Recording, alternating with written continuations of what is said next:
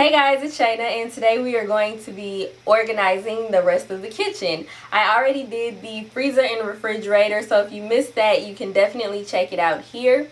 And if you would like other ideas on how to organize your drawers, you can definitely click on this video right here. This is definitely a more cost-effective way. It really doesn't take that much time to build it yourself. But what I will say, if you would like a more permanent option, you can definitely use a hot glue gun to keep the sections in place. Alright, so without further ado, here is the kitchen organization. Alright, so we're going to go ahead and start with this cabinet. This cabinet is really a random mix of a lot of stuff. It has tea, snacks, breakfast stuff, macaroni, spaghetti, rice, beans, stuff for barbecuing and baking and grilling. So as you can see on the top shelf here, it just has snacks, which are basically popcorn. We consume a lot of popcorn. In the next cabinet, and on the other side of that cabinet, you'll see there's a lot of tea, and this is how I organize my tea. I kept this little small box of tea, which was actually loose tea that was not individually wrapped in its own packaging like this one is. And I just put all the loose packaged tea in that little box. I also kept another box so that I could put all of my sample packs in over there together. I have large boxes of peppermint and extra sleepy time tea, and those are more so for health and wellness purposes. The peppermint tea actually is very helpful if you have cramps, and the extra sleepy time tea is very good if you have I drink that in conjunction with eating chicken tortilla soup, and that keeps you from keeps me from getting sick. Plus, it's really, really good. And then I also have these little mason jars of sleepy time tea as well as chamomile tea, which are the ones that I use to relax and go to sleep, but they are not individually packaged, which is why they get their own jar. Moving down to the next shelf, you will see that we have rice, beans, macaroni, and spaghetti. The rice and beans get their own container just because it's easier to find everything. The spaghetti has been broken in half to fit in this container, which is the way I cook it anyway, so it allows me to skip a step when I'm actually cooking. And they're in the clear containers because I can actually see when I'm running low. Moving down to the next shelf, you'll see that I have a million peanut butter jars, and they hold like confectioner's sugar, baking soda sugar, flour, brown sugar, stuff like that. And within each one of these containers, they have their own little scoop, so that way I don't have to worry about dirtying up another spoon. Like for instance, when I drink tea, if I don't put enough sugar in it, then I have to add more, which means I have to get another spoon because I've already started the tea with the one that I had. So to prevent dirtying up more dishes, they have their own scoop. And a lot of the stuff, pretty much all of the stuff that you're seeing as far as the storage and organization has come from the Dollar Tree. Now we're going to move down to my spice drawer. This is the very last drawer I have in the kitchen, and I have it there simply because when I cook, I leave that drawer open. It's for safety purposes, so no one runs into it, so that I don't run into it. But as you can see, I have these little containers that I got out of the dollar store. Those containers come 10 in a pack, and they hold all of the spices and stuff. And I just keep that drawer open while I'm cooking, and I can just sprinkle in what I need and then close it, put it right back. And then it also helps to we had that extra drawer, so it helps to free up cabinet space that we actually needed. And within this drawer, there's also different spice cooking packs, like for fajitas, tacos, chili, stuff like that. It also has its own measuring cups as well as extra scoops.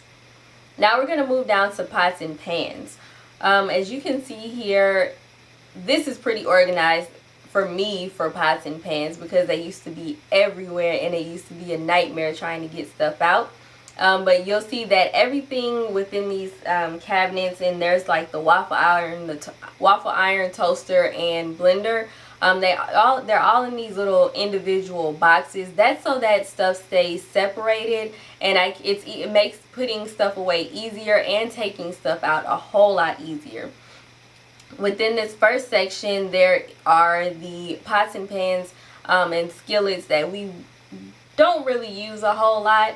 Right next to that are like the griddle, the wok. There's a super extra large skillet, like the salads, what is it called, the strainer, stuff like that is right next to that. It doesn't fit into a box because they are so massive. Right next to that there is the bakeware, and that stuff is just kind of like thrown in there but it's contained within that box. So whenever I'm baking, I can just pull out what I need. And then there's also another little box that holds like pot tops and pan tops and stuff like that. And then there's a smaller one that holds the ones for the smaller stuff. Those are the tops that go to the stuff that the pots and pans that we use on a regular basis, which are stored under the stove. Okay, now we're going to move on to the countertop. As you can see here, I keep all of the cooking utensils right next to the stove. I actually have two sets. There's one set for we have a deep fryer, and then there's another set for actually cooking and baking and stuff like that.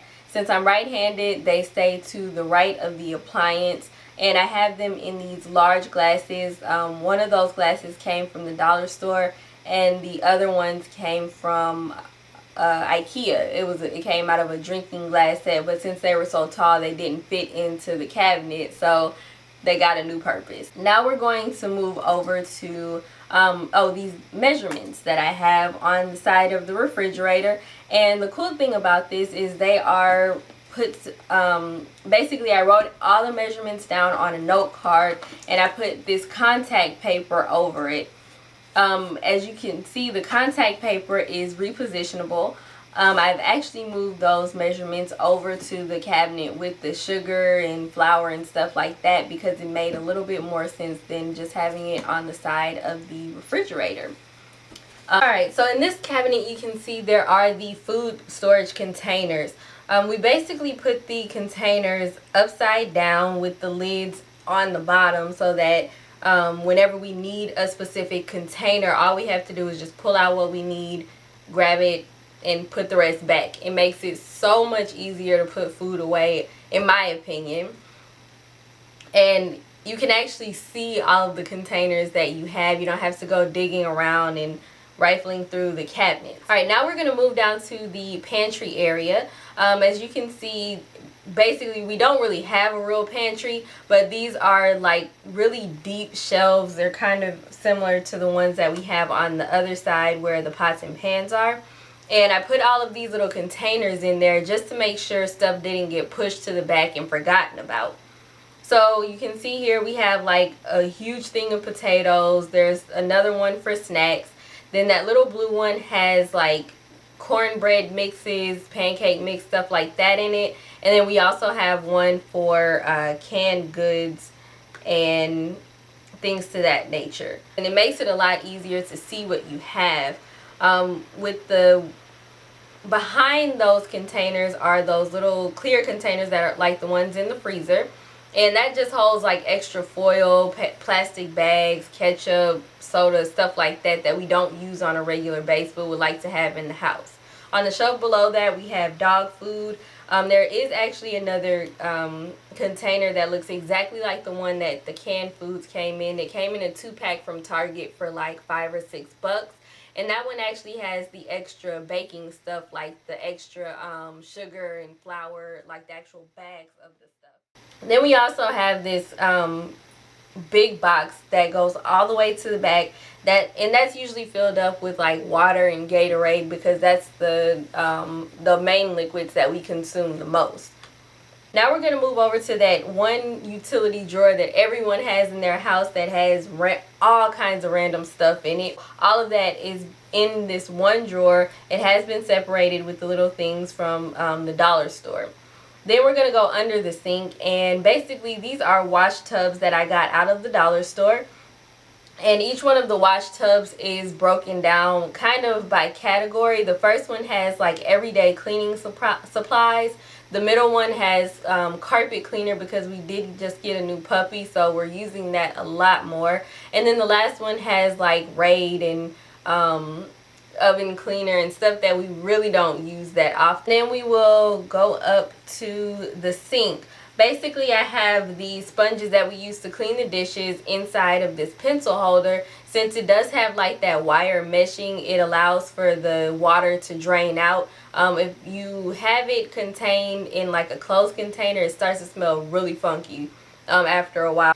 And then I also have this little container of lotion over to the side. It was a lotion bottle that was getting down to the end, so I just flipped it upside down and let the contents drain into that. Alright guys, that's it. So I hope you guys enjoyed this video. Let me know what you want to see below.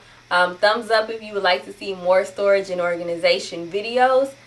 Please rate, comment, and subscribe, and I'll see you in the next video. Bye!